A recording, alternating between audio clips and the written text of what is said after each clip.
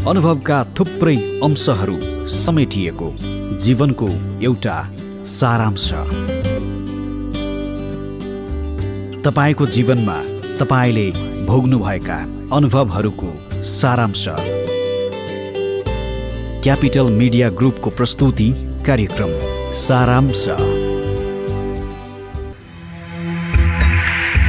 यो संसार सबैको लागि बराबर, संसारका अवयवहरू पनि सबैका लागि बराबर, बराबर संसारमा बाँच्ने हामी सबैको आयाम पनि बराबर, यही संसारका अंश हामी, हाम्रो जीवनको उतार चढाव पनि बराबर, बाँच्ने हामी सबैको आयाम पनि बराबर, हामी सबैको जीवनको सारांश पनि बराबर। नमस्कार अनि स्वागत छ कार्यक्रम सारांशको पर्खाइमा रहनुभएका आदरणीय श्रोता। निरन्तर चल्ने हाम्रो जीवनको विविध पक्ष समेटिएको यात्राको सारांश लिएर उपस्थित छु म प्रविष्ट। सुन्दै हुनुहुन्छ काठमाडौँमा केन्द्रीय radio studio capital FM 92.4 megahertz, पूर्वाञ्चलमा रेडियो सारङ्गी 101.3 मेगाहर्ज र त्यसै गरी पश्चिमाञ्चलमा रेडियो सारङ्गी 93.8 मेगाहर्ज अनि इन्टरनेटमा www.cfmonier.com र www.radiosarangi.com अनलाइन मार्फत संसारभर हामी छौँ एकैसाथ। आजको सारांशको अंश हामीलाई प्राप्त भएको छ युके लन्डनबाट सङ्गीता स्वेच्छाज्यूबाट।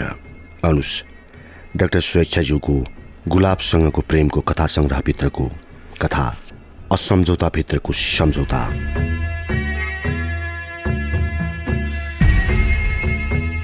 हेलो, डाइरेक्टर जेके बिष्ट स्पिकिङ। जीवन कुमार बिष्ट अर्थात् जेके बिष्ट प्राय फोनमै छुन्डिएको हुन्छ। रश्मि भान्साबाट बिस्तारै बैठकतिर आइन्। यति बेलासम्म जीवनले फोन राखिसकेको थियो। कसको फोन थियो? रश्मिले जीवनको अगाडि चिया राखिदिँदै सोधिन्। कोही होइन, यत्तिकै लाइन काटियो। जीवनले फोन राख्दै भन्यो। जीवन अगाडिको चिया उठाएर चुस्की लगाउँछन्, एक क्षण छाल बाहिर आँखा कुदाउँछन्, मानौ कोही उसलाई कुर्दैछन्। त्यतातिर बेलायतमा क्रोयडन शहरको ग्रिन एकरभित्रको शून्य सडक जुलाई महिनामा गर्मीले तातीव्र अल्छी मानेझै गरिरहेका थिए। रुखपातहरू भने हावाको अभावमा हल्लिरहेका पनि थिएनन्। बाहिर जति नै गर्मी भए पनि जीवनको चिया खाने क्रममा भने कमी आएको थिएन। चियाले जति उसलाई कुनै कुराले पनि खुसी दिलाउँदैन थियो, त्यसैले त चाहे गर्मी होस् वा जाडो, जीवन दिनमा कमसेकम 12देखि 15 कप चिया खान पुग्छ आफ्नो लागि खुसी खोज्ने क्रममा। फोनको घन्टी बजेको त सुनिने त मैले। रश्मि अलि अचम्म परेझै गरी जीवनको अगाडि एकछिन उभिन्। जीवन मौन छ। जवाबमा पुलुक्क रश्मितिर हेर्छ तर केही बोल्दैन। सायद जीवनले भनेको ठिकै होला, रश्मि मनमा नै सोचिरहन्। अघिल्लो हप्ता मात्र कानको जाँच गराउन अस्पताल गएकी थिइन् उनी। हुन पनि रश्मि पहिले चाहिँ राम्रो कान सुन्दैनन्। उमेरसँगै बढेको समस्या हो या कानमा कुनै गडबडी भएको हो, उनी अझै अज्ञात नै छिन्, किनकि उनको कानको जाँच गरेको रिपोर्ट भने आइसकेको थिएन। रश्मिलाई अझै पनि याद छ उनको बाल्यकाल अनि युवावस्थाका दिनहरूमा जति बेला उनले तीका कानसँग उनका परिवारका सदस्यहरू अनि साथीहरू पनि सतर्क रहन्थे। उनी बैठक कोठामा बस्दा भान्सामा खासखुस गरेको पनि सुन्थिन् अनि साथीहरूले उनलाई एक्लो पारेर कक्षा कोठाको कुनातिर गएर कुरा काटेको पनि सुन्थिन्। कहिलेकाहीँ उनका साथीहरू उनलाई जासुस बन्ने सल्लाह दिन्थे अनि कसैको कुरा जान्न पर्यो भने त्यसकै नजिक बस्ने सल्लाह दिन्थे। केटाकेटी बेलाको उडनठेउलो कामहरू सम्झेर रश्मिलाई बेला बेलामा हाँसो पनि लाग्छ। सोमबारको दिन छोरी बिरामी भएर डाक्टर कहाँ जाँच गराउन छुट्टी लिएकी थिइन् रश्मिले। हुन पनि विदेशमा झट्टै केही परिहाल्यो भने कसैलाई पनि हाल्न पनि गाह्रो। जीवन भने सधैँ आफ्नो काममै व्यस्त। अझ रश्मिको भाषामा भन्नुपर्दा त सधैँ फोन र कम्प्युटरमा व्यस्त, किनकि रश्मि जीवनको कामबारे कमै बुझ्छिन्। छोराछोरीप्रति जीवनको दायित्व बोध निकै छ, तर विदेशमा उसलाई सोचेको जस्तो सजिलो भने भएको छैन। कहिले नेपाल सम्झेर सब कुरा छोडेर स्वदेश नै फर्कौँ झै लाग्छ उसलाई, तर नेपालमा पनि उसको कुनै छोरा आमा बाबु दुवै भुइँचालोको कारण स्वर्गीय भएको एउटा घर पनि त्यही भुइँचालोले भत्कायो। रित्तो जमिन अनि त्यहाँ टलेको घरको भग्न बसेस बाहेक नेपालमा उसको आफ्नो भन्न कोही छैन। नातेदारहरू थिए, उनीहरू पनि जीवन चक्रमा कहाँ गए कता हराए कुनै अत्तो पत्तो छैन। रश्मि भने अनाथ आश्रममा हुर्केकी थिइन्। त्यसैले उनको त को आफ्नो अनि को पराया। आफ्नो भने नै जीवनको सहारा अनि आफ्ना 2 छोराछोरीहरू। काठमाडौँको बोर्डिङ स्कुलमा पढेर विश्वविद्यालयसम्मको शिक्षा हासिल गरेकी रश्मि उच्च शिक्षा हासिल गर्न आर्थिक रूपमा सहयोग गर्ने विदेशी फादर क्रिससँग सधैँ कृतज्ञ हुन्छन्। उनी पढाइमा अप्पलै थिइन् अनि अङ्ग्रेजीमा पनि राम्रै दखल थियो। नेपालमा अधिकृत स्तरको जागिरी रश्मिलाई विदेश जाने रहर भने कहिले पलाएको थिएन। विवाह पश्चात भने जीवनकै इच्छामा बेलायत बसेकी थिइन्। रश्मिले त बेलायतमा छिट्टै एक गैर सरकारी संस्थामा काम पाइन्। सोचेको जस्तो पद थिएन, तर जिन्दगी जिउन काम त गर्नु नै थियो। तलब धेरै नभए पनि जेनतेन रश्मिको तलबले परिवारको गुजारा चल्थ्यो। उता जीवन भने कामको खोजीमा भौतारिँदै थाक्थ्यो। निम्न स्तरको काममा भने उसले कहिले आँखा लगाएन। Hello, director GK Bisht speaking. जीवन फेरि फोन उठाउँछ। टिभी चलिरहेको हुँदा फोनको घन्टी पनि बजेन। रश्मिले ठम्याउन सकिनन्। भन्दा बिहानको 10 बजिसकेको छ। छोरीलाई डाक्टर कहाँ जान जाने बेला भइसकेको छ। छोरालाई घरमै छाडेर जाने पनि मन भएन रश्मिलाई। सकेसम्म बच्चाहरूलाई आफैसँग भएको सन्चो मान्थिन् रश्मि। गत हप्ता मात्र छिमेकीले छोरी कल्पनालाई सडकतिर उत्तिँदै गरेको देखेर ठकठकाउँदै छोरी बुझाएको थियो जीवनलाई। त्यो कुरा पनि छिमेकीले केटा चेताउनेसँगै सतर्क बनाउँदै भोलिपल्ट अफिस जाने बेलामा भनेर मात्र थाहा पाएकी थिइन् रश्मिले। अर्कोपल्ट पुलिसलाई रिपोर्ट गर्छु। मलाई लाग्दैन तिमीहरूले बच्चाहरू राम्रो हेर्दैछौ।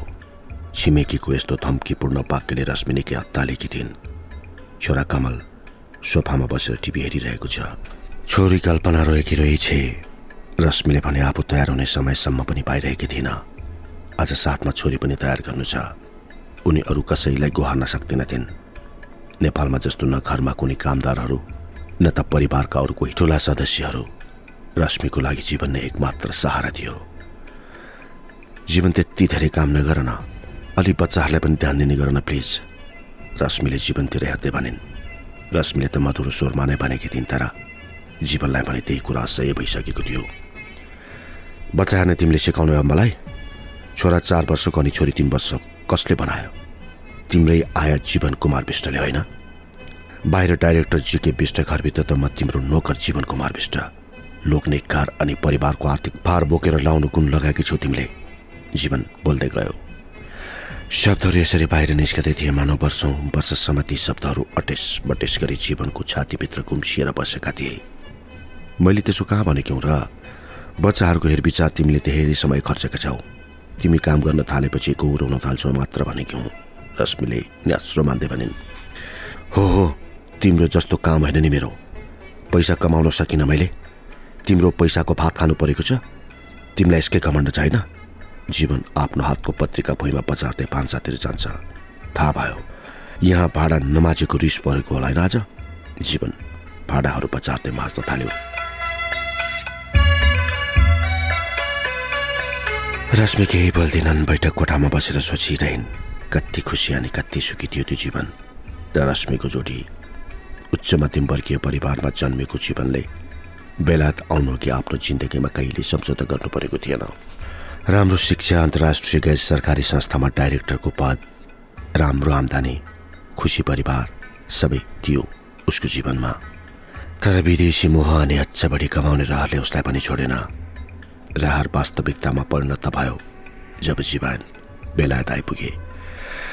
तर वास्तविकतामा आफूलाई ढाल्न चाहन्छुने कुरा भने थिएन। कामको खोजीमा 3 वर्ष बिताए जीवनले। यस बीचमा 800 पत्रहरू पनि लेख्यो काम खोज्ने सिलसिलामा। 15वटा जति गैर सरकारी संस्थाहरूमा अन्तर्वार्ता पनि भए, तर त्यो उसको मेहनत अन्तर्वार्तामै सीमित रह्यो। यी 3 वर्ष कुनै फुल टाइम गर्नुभन्दा कम थिएन जीवनको लागि। इन्टरनेटमा जब साइटमा झुन्डिरहनु, मागे अनुसार आफ्नो बायोडाटा तयार गर्नु, अन्तर्वार्ता दिनु, अझै यो होला कि त्यो होला कि भनेर ठाउँमा आफूलाई पेश गर्ने नै उसको दैनिकी भइसकेको थियो। जीवन आफ्नो पढाइ लागेको काम खोज्दा खोज्दै थाकेको हुन्थ्यो अनि कति बेला निदाउँथ्यो आफैले थाहा हुन्थ्यो। बिहान फेरि उही क्रम सुरु। उसको जिन्दगीका पानाहरूमा के कोरिँदै थियो? जीवन आफै अनभिज्ञ थियो। उसको जस्तै डिग्रीका प्रमाणपत्र बोकेका जीवनका कैयौँ साथी म्याकडोनाल्ड, रेस्टुरेन्ट अनि सेक्युरिटी गार्ड भएर काम थालिसकेका थिए। उसले मिल्ने साथी किरण पनि ट्याक्सी चालक बनिसकेको थियो। तर जीवनले आफूलाई ती पदहरूमा कहिले स्वीकार्न सकेको थिएन। त्यसैले त उसले 2 वर्ष अघि जेके कन्सल्टेन्सी खोलेको थियो। जेके कन्सल्टेन्सीले उसलाई समाजमा इज्जत दिएको थियो, मर्यादा दिएको थियो। उसले बोक्ने भिजिटिङ कार्डमा उसको पद देखेर चिने जानेकाहरू साथीहरू अझ नेपाली मुलुकका जो कोहीको अगाडि पनि उसलाई सिट ठाडो पारेर हिँड्न सक्ने बनाएको थियो। बेला बेलामा उसले पनि रश्मिमा परेको आर्थिक भार कम गर्न सानोतिनो भए पनि काम गर्ने सोच नबनाएको होइन। तर काममा कोही आफन्त चिने जानेका अझ नेपालीले देख्ला भेटाउला भन्ने डरले कहिले त्यतातिर हाँक्न सकेन आफूलाई। बरु जेके कन्सल्टेन्सीलाई अगाडि सारेर कसरी अगाडि बढाउने भन्नेतिर लागि पर्यो। मेहनत गर्नमा जीवनले कुनै पनि कसुर छोडेन। तर जीवनले काममा खर्चेका समयले कुनै आर्थिक लाभ भने हुन सकिरहेको थिएन। 4 भित्ताभित्रै सीमित थिए जीवनको आर्थिक असफलताका कथा। बाहिर भने उही 4 जनाको सुखी र खुसी परिवार थियो। कसैलाई हिसाब किताब पनि दिनु थिएन बुढाबुढीमा कसले कति कमाए भनेर। तर बाहिर जत्तिकै डाइरेक्टर जेके विष्ट भए पनि जीवनको मनमा भने रश्मिमाथि परेको आर्थिक भारले पीडाले सधैँ सताइरह्यो। आफूलाई बेला बेलामा असक्षम महसुस गरेर जीवन धेरै पटक रोएको पनि थियो। आफ्नै जिन्दगीदेखि हार खाएर कैयौँ पटक डिप्रेसनको औषधि पनि खाएको थियो। तर पनि जीवनले जेके कन्सल्टेन्सीको काम अगाडि बढ्छ कि भनेर हार भने खाएको थिएन। उसलाई बाल्यकालमा नेपालमा सुनेको गीतले पनि निकै असर पुर्याएको थियो।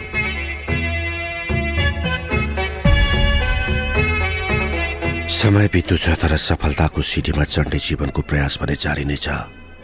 उसको मेहनतमा पनि कुनै कमी भएको छैन। तर विगत 2 हप्तादेखि भने रश्मि निकै विचलित हुन थालेकी छिन्।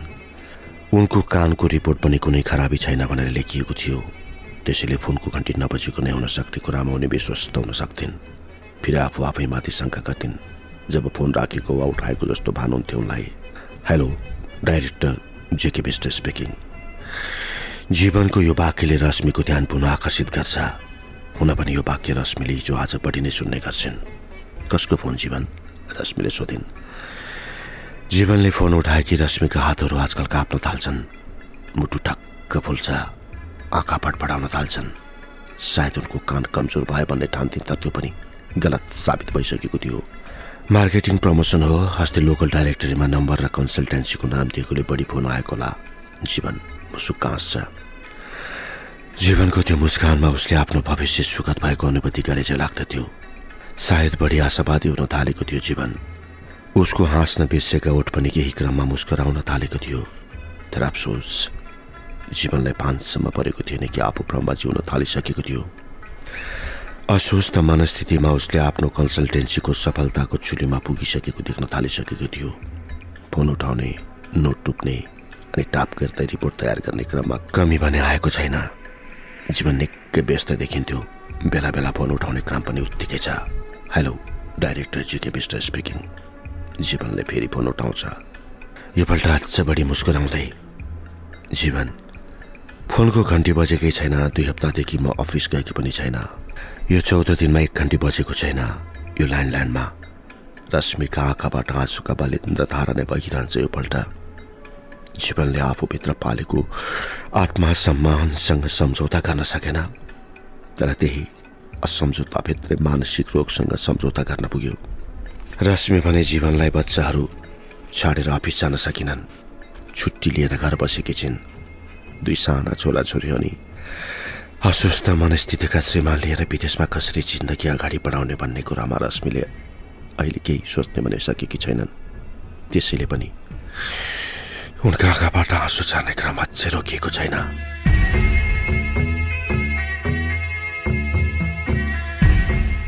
अतीतमा फर्कने चाहना धेरैले पालेका हुन्छन् र जसले अतीतलाई भुलेर वर्तमानमा मात्र रमाउँछन् तिनको हातमा केवल वर्तमान मात्र हुन्छ र जसले अतीतलाई भुल्दैन र भविष्य पनि साथ अँगाल्छन् र विश्वासका साथ आजको सारांशबाट छुट्टिने समय भएको छ। यहाँको जीवनको सारांश लेखेर पठाउन नभुल्नुहोला। यतिन्जेल सुनेर साथ दिनुभयो यहाँलाई धेरै धेरै धन्यवाद। सारांश मार्फत आफ्नो अनुभव साट्नुहुने मित्र डाक्टर सङ्गीता स्वेच्छाजीलाई धेरै धेरै धन्यवाद। त्यसै गरी यहाँहरूसम्म यो सारांश पुर्याउन सहयोग दिनुहुने सिएमजीका सम्पूर्ण प्राविधिक मित्रहरू अनि कार्यक्रम उत्पादन सहयोगी विश्वराज विष्टज्यूलाई धन्यवाद भन्दै अर्को हप्ता सारांशको नयाँ श्रृङ्खलासहित यहाँहरूसँग अब भेट हुने नै छ। त्यतिन्जेलसम्मको लागि हाँसी खुसी अनि सुखी रहनुहोस्। नमस्कार, शुभरात्रि।